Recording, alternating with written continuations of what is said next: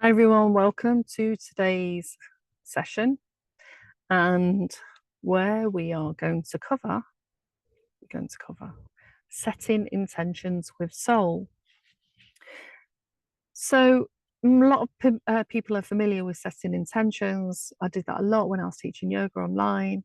Set intentions around the new moon, the old moon, the full moon, and the idea is where you focus, where your energy goes. Where attention goes, energy flows.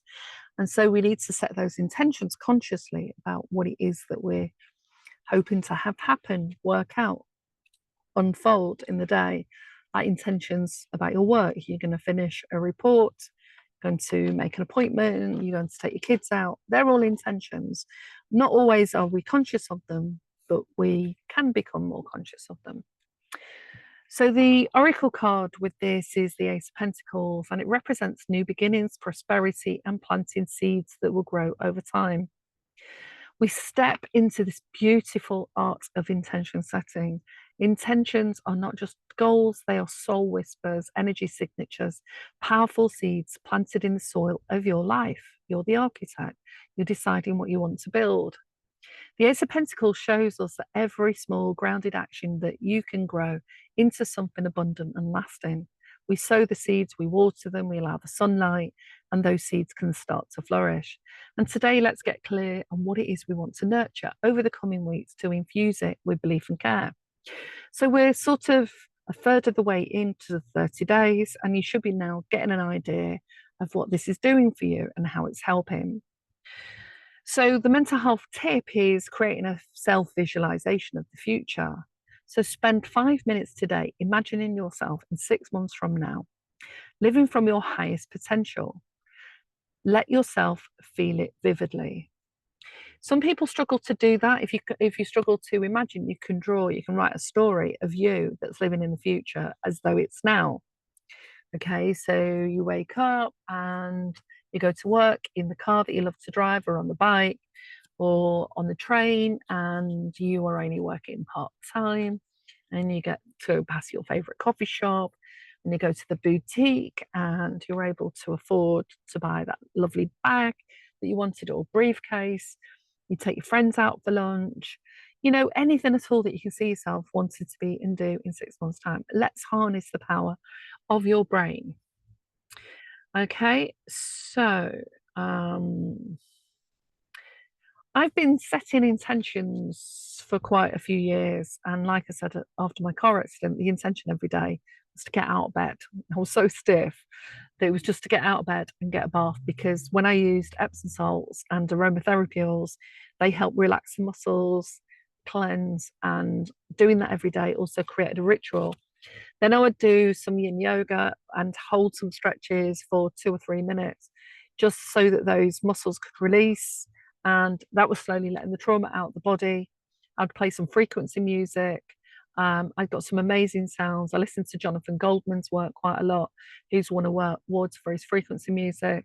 I'd listen to that while I was doing the yoga, get into that nice Zen space. And over time, your mind kind of knows that now it's Zen space time. So it's great when it was uninterrupted. And then I'd be thinking about, okay, what do I need to do that day? What's my intention for today? And in the early phases of that, it was really very simple things like being able to get some food from the shop, call a taxi because I wasn't driving. As time goes on, the intentions can change, and I started to focus on aspects of work, or get out and be able to have some appointments with the chiropractor, the physio, and they were intentions, all intentions for healing. Um, and then it was about setting intentions for what I wanted to do when that contract came to an end, because my contract was year to year, and what could happen next. So we can focus our mind and harness the power of our mind to do that, and to think about what small steps can we set. So the easiest way to do it is on a Saturday or Sunday, sit down with your journal and with a planner and say, what are the top 5 things I want to have achieved this week? So say you work full time or part time. Okay, so that's clearly something you're going to do. And then you might say, okay, these 2 tasks I need to do. I've got to get the MOT on the car, or I've got to get the bike fixed, so they're like your priorities. And you might say, actually, in accordance with my mind and body and soul, I want to go to yoga session twice a week or go swimming. And then you look at the times of the days that you can fit those things in. And then if you're working on your nutrition, what are the 5 key ingredients you need to buy in order to not just grab anything that's out the fridge, because when we're hungry and tired, we're more likely to do that. And they can be just day-to-day things, but they're your intentions. You're doing it consciously. And then it might be that you have some clients, or you want to learn a course because you want to be able to grow your entrepreneurial work or get another job, make contacts with people, set up phone calls, things like that. So this is all about intention setting, and the Ace of Pentacles. Tune into the energy of that. I'm just going to check where it's positioned. So the Ace of Pentacles is that pentacle that you want to access and harness so that you can live a more abundant life. So as you tune into the energy of the card, I want you to connect with your heart center.